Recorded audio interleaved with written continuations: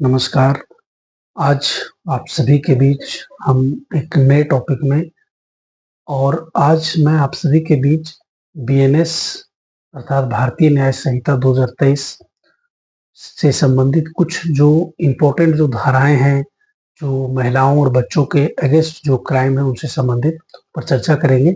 जो IPC Indian panel code 1860 में पहले कहीं और थी और वर्तमान समय में बीएनएस 2023 में कहीं और शिफ्ट हो गई है और उसमें कुछ जो मेजर जो चेंजेज हुए हैं उनसे संबंधित आज हम आप सभी के बीच चर्चा करेंगे। अगर हम महिलाओं और बच्चों से संबंधित अगर देखें अपराध को तो बहुत सारे अपराध हैं, जैसे चाइल्ड लेबर, चाइल्ड मैरिज है या फिर जो चाइल्ड लेबर में भी बहुत सारे कैटेगराइज्ड हैं या फिर महिलाओं के साथ जो उनके जो कार्यस्थल हैं या फिर वैसे स्थल पे जहाँ पे महिलाएं काम वगैरह करती हैं वहाँ पे जो उनके साथ जो घटनाएं होती हैं या पब्लिक प्लेस पे भी कभी-कभी देखा जाता है कि महिलाओं के साथ कुछ वैसा व्यवहार होता है, जो सामाजिक रूप से और कहीं न कहीं वैधानिक रूप से अगर हम देखें, लीगली देखें तो वो एक्सेप्टेबल नहीं है और उन सब चीज़ों से संबंधित जो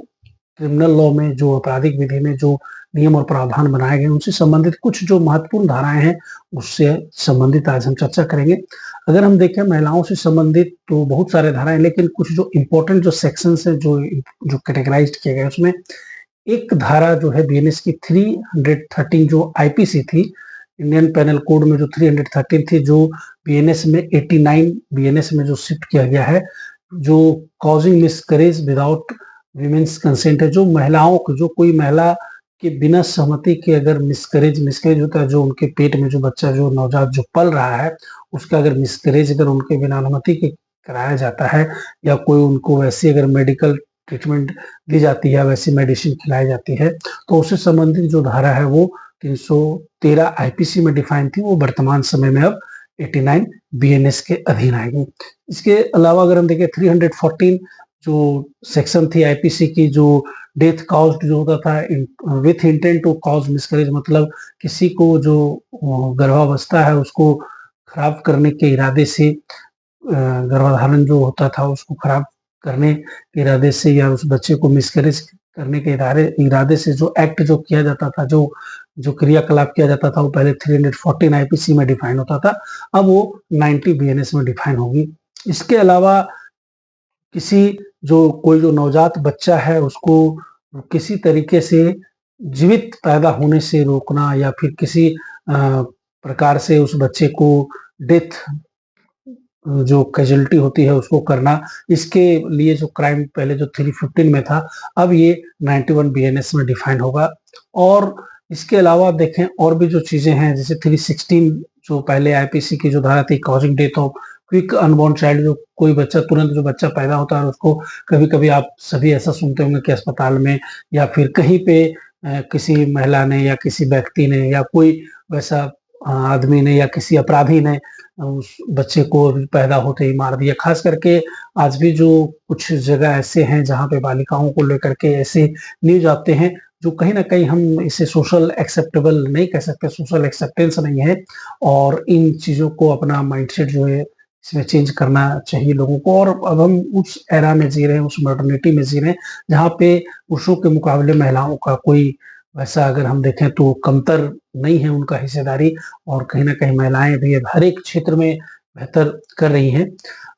ये जो धारा 316 जो थी वो अब 92 बीएनएस में डिफाइन होगी। इसके अलावा 318 जो है वो 94 को में डिफाइन करेगी। एक असॉल्ट को लेकर के विमेन्स असॉल्ट को लेकर के निरंतर जो और ये काफ़ी चर्चित धारा है जैसे आईपीसी में 354 जो धारा थी 354 आईपीसी अब वो वर्तमान समय में 74 बीएनएस में आ गई है और अब जो उसके जो प्रोसीडिंग्स हैं जो उस धारा के अधीन जो 354 के अधीन जो प्रक्रिया थी वो अब 74 अर्थात 74 बीएनएस भारतीय न्याय संहिता में चलेगी। 354 ए जो सेक्सुअल हैरेसमेंट जो था, जो यौन उत्पीड़न से संबंधित जो धाराएँ थी, वो अब 76 अर्थात 76 बीएनएस में अब ये डिफाइन होगी और जो प्रक्रिया थी 354 ए के अधीन वो अब 75 बीएनएस में चलेगी। 354 बी जो धारा है नॉन बेलेबल ऑफेंस है और ये असॉल्ट और criminal force to women with intent to disturb, और किसी महिला का जो निजता है उसको भंग करने का अगर प्रयास अगर किसी के द्वारा अगर किया जाता है तो उससे संबंधित जो धारा थी 354 बी, अब वो 76 बीएनएस के अधीन है और 76 बीएनएस में अब इसके जो प्रक्रिया है वो उसके अधीन चलेगी। वॉयरिज्म जो एक धारा है, वॉयरिज्म मतलब किसी महिला के साथ यौनाचार दृष्टिकोण से या फिर कोई गलत निगाह से अगर उस आदमी को देखता है, या फिर जो चीजें हैं जो उस महिला की गतिविधि को या फिर वैसा एक्ट करते हुए महिला को देखता है, कोई पुरुष अगर किसी महिला को बाथरूम में नहाते हुए देखता है, या फिर कोई पुरुष या कोई व्यक्ति किसी महिला को पोर्नोग्राफी वगैरह दिखाता है, या कुछ वैसे सिंबल्स साइन उनको नोट डिनोट करता है जिससे उस महिला की निजता भंग हो सकती है, होती है, या फिर उस महिला को अपमानित महसूस होता है वैसे एक्ट से संबंधित, तो इसके लिए जो धाराएं 354 सी थी, अब ये धारा जो है वो 77 बीएनएस में चली गई है। 354 डी स्टॉकिंग, स्टॉकिंग एक बहुत ही इंपॉर्टेंट धारा है और अगर हम 8% देखें तो कहीं ना कहीं महिलाओं से संबंधित जो धाराएं पब्लिक प्लेस में खास करके ये चीजें, और जो कार्यस्थल है जो लोगों के वहां पे ये बहुत ही एक तरीके से देखें तो इस तरीके के इंसिडेंट्स बहुत ज्यादा होते हैं। ताक झाक की धारा, किसी महिला को बिना उनके अनुमति के ताक झाक करना या फिर उनको वैसे नियत से देखना जिससे उन्हें अपमानित हो रहा हो, या जो एक वैधानिक जो तरीका है उससे अलग उनको ऐसा फील हो रहा हो, और उससे संबंधित जो अपराध थे 354 डी, अब ये 78 बीएनएस में डिफाइन है। किडनैपिंग अर्थात अपहरण जो धारा था ये पहले 363 में थी, अब 137 क्लॉज 2 में इसको डिफाइन किया गया है। बीएनएस के 137 क्लॉज 2 अब जो है वो 363 आईपीसी की जो धारा थी किडनैपिंग की, अब वो वहां पे चली। 364 किडनैपिंग और abduction in order of murder, किसी की हत्या के इरादे से किसी का अपहरण करना, जो पहले 364 जो धारा थी अब वो 140 क्लॉज 1 बीएनएस में आ गई है, और जो 364 जो धारा थी आईपीसी की अब उसकी जो प्रक्रिया है वो 140 क्लॉज 1 में बीएनएस के अधीन चलेगी। 366 एक जो धारा है बहुत ही चर्चित, और देखेंगे समाज में जो महिलाओं के साथ खास करके बालिकाओं के साथ जो शादी करने के इरादे से, खास कर जो माइनर जो बच्चियां हैं, जो बिलो 18 ईयर्स की जो बच्चियां हैं उनका जो अपहरण जो किया जाता है या फिर जो किया जाता है उनका, तो किडनैपिंग और अबडक्शन जो है inducing to minor to compel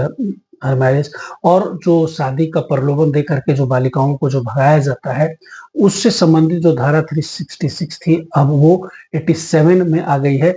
और 366 ए जो है ये डिफाइन करती है माइनर जो गर्ल है, प्रोक्यूरेशन ऑफ माइनर गर्ल, जो बालिकाओं को गलत जगह पे काम करने के इरादे से अगर कोई व्यक्ति ले जाता है, जैसे अभी खास करके बिहार, झारखंड, उड़ीसा वगैरह के जो स्टेट्स हैं यहाँ से बालिकाओं को अदर स्टेट्स में जो घर वगैरह में काम करने को लेकर के जाते, और खास करके झारखंड में अगर आप देखें, क्योंकि मैं पिछले 12-13 सालों से कंटिन्यूअस इन चीजों पे खुद भी काम कर रहा हूँ, तो मैं देखता हूँ कि जो माइनर गर्ल्स और जो माइनर जो बॉयज भी बच्चे हैं इनका काफी ज्यादा यहाँ से जो है वो चाइल्ड लेबर को लेकर के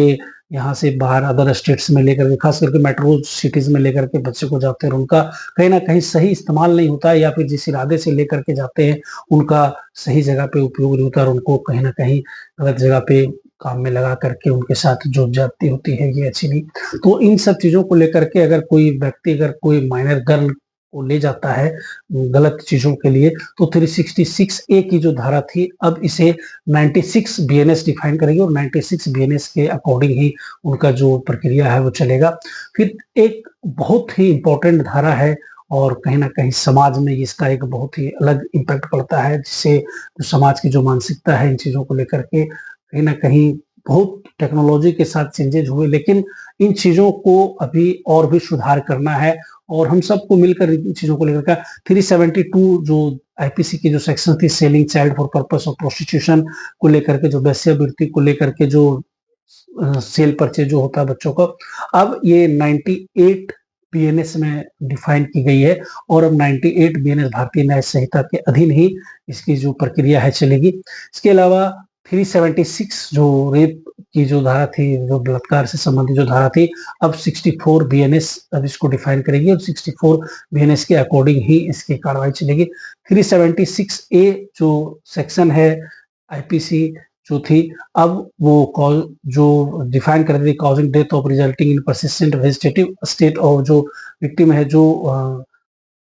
विक्टिम जो पीड़िता है, जिसके साथ गलत होने के बाद उनका अगर किसी का अगर डेथ हो जाता है उनके साथ, जो 376 ए की जो धारा थी, अब इसे 66